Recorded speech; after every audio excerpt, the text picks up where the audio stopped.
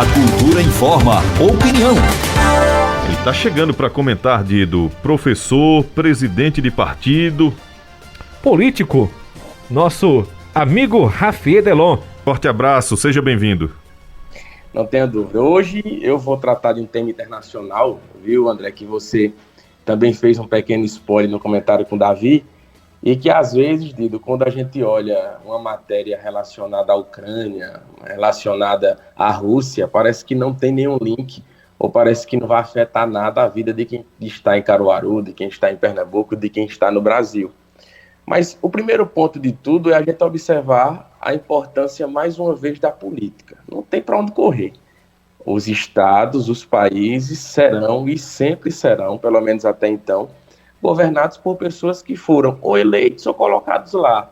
Eu digo isso porque cada país, obviamente, tem sua forma de governo, seja presidencialista, republicana, parlamentarista, enfim, essa não é a discussão. Mas é importante o ouvinte da Rádio Cultura saber, e é um ouvinte muito bem antenado, Didi André, que essa situação que relaciona a Rússia com a Ucrânia tem afeto direto em relação à situação do Brasil. Que bom que deram uma pequena trégua, né, pelo menos até então, mas eu separei aqui de modo rápido 5 pontos que às vezes, quando a gente olha no jornal, quando a gente escuta na Rádio Cultura, parece um pouco distante da nossa realidade, só que na prática é totalmente o inverso. O primeiro ponto é, obviamente, o barril do petróleo. Então, se eu falo de barril de petróleo, eu estou falando diretamente, mais uma vez, do preço do combustível. O brasileiro já tem sido penalizado tanto durante esses últimos meses que uma situação que relaciona a Rússia e a Ucrânia afeta diretamente o valor do barril de petróleo, que é um valor mundial, né, internacional. O segundo ponto é em relação a preço, a alta do preço, melhor dizendo, né, dos fertilizantes, que são utilizados na nossa agricultura, né, nos grãos e por aí vai, que está presente também nas nossas mesas. Um terceiro ponto, e aí para quem é do Nordeste, influencia mais ainda, em relação também à tabela de preço do trigo e do milho, né? Eu tenho certeza que o André gosta de comer um cuscuzinho, o Dido também tem cara que gosta de cuscuz. Então você vê como uma coisa que pode parecer tão longe, ao mesmo tempo se aproxima, né?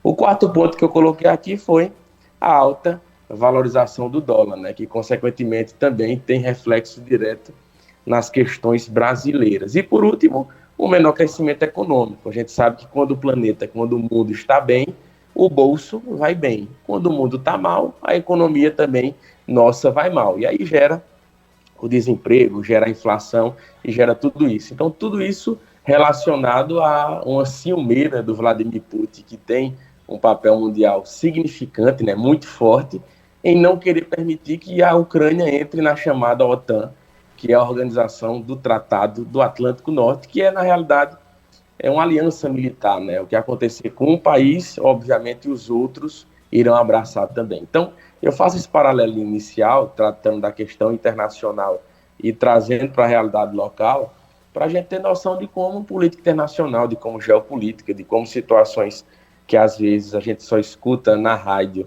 e só vê na televisão, pode parecer um assunto desnecessário ou de pouca importância para a gente. Pelo contrário, tem muito a ver conosco, tá?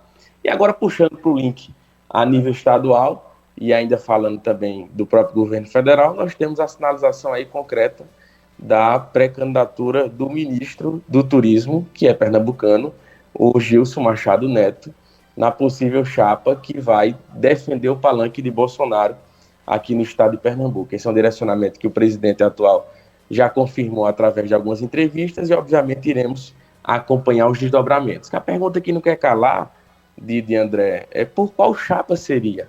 Seria pela chapa do União Brasil? Seria pela chapa do PSDB? Seria fazendo um atrelamento ao PL, que é o partido do atual presidente da República, né? Então tem muito chão para rolar nesses próximos quase 45 dias que nos remetem ao fechamento de filiação partidária, ao fechamento de troca de partido e também das possíveis renúncias. Do ponto de vista também estadual, para a gente falar agora um pouco também da oposição, não só da situação, nós tivemos aí, do início da semana até ontem, um imbróglio em relação à possibilidade real da criação da federação que envolve o União Brasil, partido recém-criado, o MDB e o PSDB. Pelo que a gente tem de fontes vindas da capital federal, a gente observa que a tendência é que se confirme a federação entre o União Brasil e o MDB. A conta com o PSDB seria uma conta mais complexa, levando em conta que não é uma aliança apenas para esse pleito, para essa eleição, e sim também para a eleição municipal. Então você imagina aí, Didi e André, juntar esses três partidos que são grandes, que têm tamanho no Brasil todo, para seguir a mesma orientação do Oiapoque ao Chuí, que são as duas cidades extremos do mapa brasileiro. É uma conta difícil de fechar, mas existe aí a possibilidade da pré-candidatura da senadora Simone Tebet com um pernambucano na vice, que é o atual deputado federal e presidente nacional do União Brasil, o Luciano Bivar. Nesse contexto também tivemos aí conversas e articulações que nós observamos do próprio Bivar com o atual governador de Pernambuco e com o presidente do hoje MDB, Raul Henrique, deputado federal, e logo em seguida, de modo sábio, de modo inteligente, o prefeito de Petrolina, Miguel Coelho, que é pré-candidato ao governo do estado, também se reuniu com o presidente do seu partido para tentar, obviamente, diminuir esses comentários de possível não ter a capacidade de disputar no partido. Então, pelo menos até então, a pré-candidatura do Miguel Coelho permanece firme em relação à União Brasil. O outro campo político, que é o campo governista, já confirmou para a próxima segunda-feira o anúncio oficial do deputado federal Danilo Cabral como candidato do grupo governista, e obviamente as coisas vão tomando as proporções que a gente imagina. Como acontece no Brasil, tudo acontece de última hora, e esse mês de março tem uma celeuma de situações aí para acontecer. Mas, se porventura a federação, que tem o prazo interno entre o MDB, União Brasil e PSDB de 15 de março para ser concretizado ou não, dá uma musculatura considerável ao hoje pré-candidato ao governo do estado, Miguel Coelho, levando em conta que o STF fez aquilo que eu comentei semana passada, né?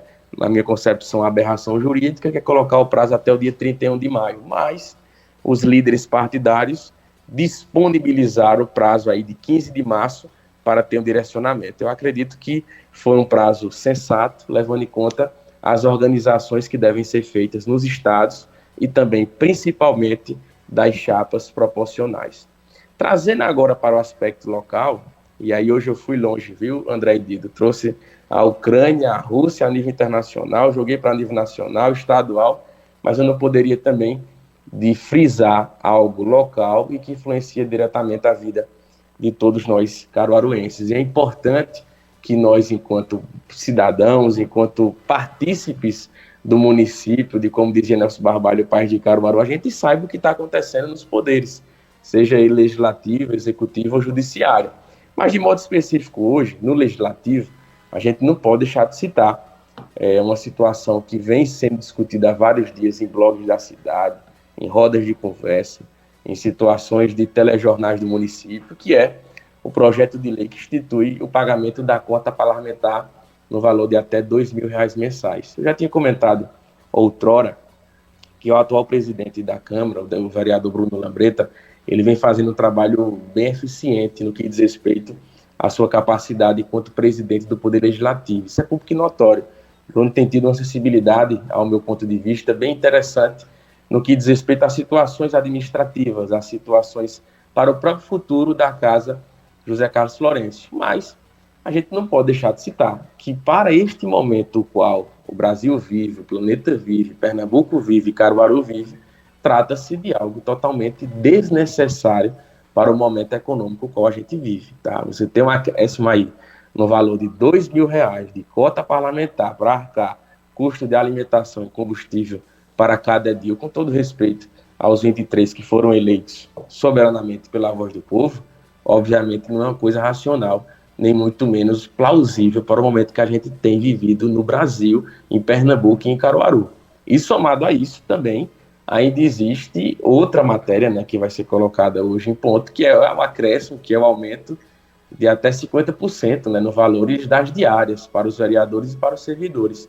A gente sabe que os servidores precisam sim ser reconhecidos, terem seu trabalho potencializado, mas o que a gente está discutindo agora, Didi André, é uma situação econômica, É uma situação que a saúde financeira do bolso do brasileiro, do pernambucano e do caruaruense não vai bem, tá? Você ter aí para os edis um pagamento que vai variar entre R$ 243,20 e R$ 912 para viagens nacionais e até US$ 456 por dia para viagem internacional, obviamente eu não vejo como algo racional. Então, eu até acredito que para o presidente do Poder Legislativo de Caruaru dar sequência a um trabalho benéfico que, ao meu ver, está sendo feito nesse período que ele está à frente da casa, seria retirar da pauta, né? Dar aí, sem dúvida alguma, justificativa ao povo de Caruaru, dizendo, ó, a gente repensou, a gente rediscutiu, a gente juntou os edis, os vereadores, as vereadoras, e a gente achou por conveniência colocar isso mais para frente, quando a realidade política do Brasil e econômica esteja mais confortável, tá? Então, recapitulo, obviamente não é algo interessante, não é algo importante, e obviamente isso só faz, mais uma vez, danificar, desgastar a imagem do Poder Legislativo, o qual, recapitulo, reitero, repito mais uma vez, o atual presidente vem desempenhando um papel interessante. E outros dois pontos, ainda a nível local, para finalizar o comentário de hoje, de André, em relação, primeiro, à situação do crédito suplementar, que a chefe do Poder Executivo solicitou, né, mais de R$ 100 milhões, e se você tiver o mínimo de interesse de olhar o projeto de lei, isso é um anexo único, né, onde fala sobre o crédito adicional suplementar, você vê uma coisa muito vazia, né? Primeiro que desse montante, você pode colocar aí quase 80% para o pagamento de dívida contratual. Então, você observa que é um valor considerável que é abocanhado só relacionado à dívida. Você pega aí sobre obras e instalações um valor em torno de R$ 22 milhões, tá? Mas você não tem também um direcionamento claro. Vai ser aqui lá para o bairro Zé Carlos de Oliveira, vai ser lá para o Novo Mundo, vai ser lá para a Morada Nova, vai ser lá para o Sítio Juá. Quer dizer, você não tem uma transparência em relação a isso. Depois você fala sobre gestão ambiental, recuperação de área degradada, mas você não especifica no anexo onde seria isso, tá? Fala aqui sobre a situação também de praças e parques para todos, fica uma coisa muito vazia, muito solta. Era necessário uma transparência melhor do Poder Executivo em relação a isso. Para finalizar, é importante ressaltar que, neste momento, a Prefeitura de Caruaru, né, participa em São Paulo de um leilão relacionado à PPP, né, que é uma parceria público-privada em relação à iluminação pública do nosso município, um investimento aí altíssimo, né, mais de R$ 270 milhões. E é também uma situação que falta transparência, a gente não tem conhecimento desse leilão que a Prefeitura de Caruaru está participando, e muito menos de como será o formato dessa modalidade de concessão administrativa para o serviço de iluminação pública do nosso município. Então, são assuntos que interessam a nossa cidade e que a gente sente falta de uma transparência melhor. Por hoje é isso. Opinião é na cultura. Primeiro lugar em audiência, do jeito que você gosta. Você está ouvindo A Cultura Informa, o jornal do nosso rádio. Aqui o ouvinte Douglas Tricolor está dizendo: no centro de Caruaru não tem um parlamentar que questione a escuridão no Largo da Coletoria à noite, Rafi. Tá reclamando aí o Douglas Tricolor. Pois é, Douglas, a gente sabe que a audiência da Rádio Cultura ela é enorme, tá? E é importante que a gente tenha certeza que vários edis estão ouvindo, tá? É importante ressaltar também que a gente não pode cair naquela velha máxima da política que ninguém presta, né, Didi André? A gente sabe que tem muita gente decente no Poder Legislativo de Caruaru, no Poder Legislativo Estadual. Agora, da mesma forma que em outras profissões, tem pessoas bem intencionadas e mal intencionadas na área médica, na área do jornalismo que vocês participam, na área que eu participo, que é a área do ensino superior. Então, obviamente, basta, né, a gente ter a capacidade que um dos 23, né, estejam ouvindo aí também e, consequentemente, leve esse pleito aí, Douglas. Agora, a gente sabe que a responsabilidade da iluminação pública do município é um problema que não é recente, é antigo, tá? E a gente vê que isso é uma consequência de insegurança também. A partir do momento que a gente vê um poste, uma zona apagada, ali tem um atrativo, tem um chamamento, obviamente, para uma situação não lícita. trazer aqui a mensagem, Rafi, do ouvinte aqui. E quando o pessoal fala em relação a essa questão também o Douglas, né? Será que não tem nenhum parlamentar, nenhum vereador no centro da cidade para verificar isso? Lembrando também que às vezes a gente escuta muito na rua, o pessoal dizia o seguinte, é a frase popular, o vereador do bairro tal. Gente, o vereador, ele é de Caruaru, de todo o município. Então, mesmo que ele teve mais voto na Rendeiras, mais voto, digamos, na zona rural, ele é vereador por Caruaru, né, Rafi? Exatamente. Não tenha dúvida, Didi. E tem uma coisa muito importante, tá? E aí eu tenho que fazer uma defesa, não é nem dos vereadores de Caruaru, isso é do Poder Legislativo enquanto concepção. Algumas pessoas, ou muitas delas, acham que o vereador tem o poder de fazer, tá? Eu tenho um vereador aqui que mora próximo à minha rua, mas a rua não tem calçamento, isso é uma vergonha. Mas é importante, Didi André, a gente ter a visão crítica que o vereador ele só tem o papel de pedir, ele solicita. E quem executa, obviamente, é o outro poder. Então, se a prefeita, no caso de Caruaru, não tiver interesse nenhum de resolver o problema do vereador, vai ficar só nisso. O vereador só vai ter o poder, obviamente, da fala, do questionamento, de questionar numa tribuna da Casa Legislativa Municipal. Mas quem tem o poder de executar é o prefeito ou a prefeita. A gente escuta muito o seguinte, mas rapaz, Dido Montenegro passou aqui 4 anos como vereador de Riacho das Almas, ele tem uma base eleitoral forte para trapear, mas ele não conseguiu fazer nada. Mas vamos estudar direitinho a situação. O prefeito era oposição ou situação a ele? Ele tinha espaço ou não tinha espaço? Porque, infelizmente, tem essa máxima. A maioria dos gestores executivos só querem direcionar as obras para quem está em seu palanque eleitoral. E a prática deveria ser diferente, Dito, porque, como você muito bem disse, o cara que é eleito vereador, ele é vereador de toda a circunscrição municipal da cidade. A gente não tem um voto distrital ou distritão misto, tá? Então, ele é vereador de todos os bairros da cidade. E o prefeito também.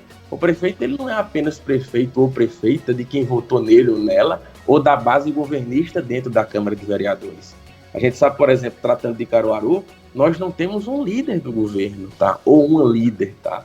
Então, isso mostra também uma falta de interesse do Executivo com a Casa Legislativa. Sem esquecer também que a gente que conhece um pouco das outras realidades dos municípios, de André, a gente sempre vê que tem o quê?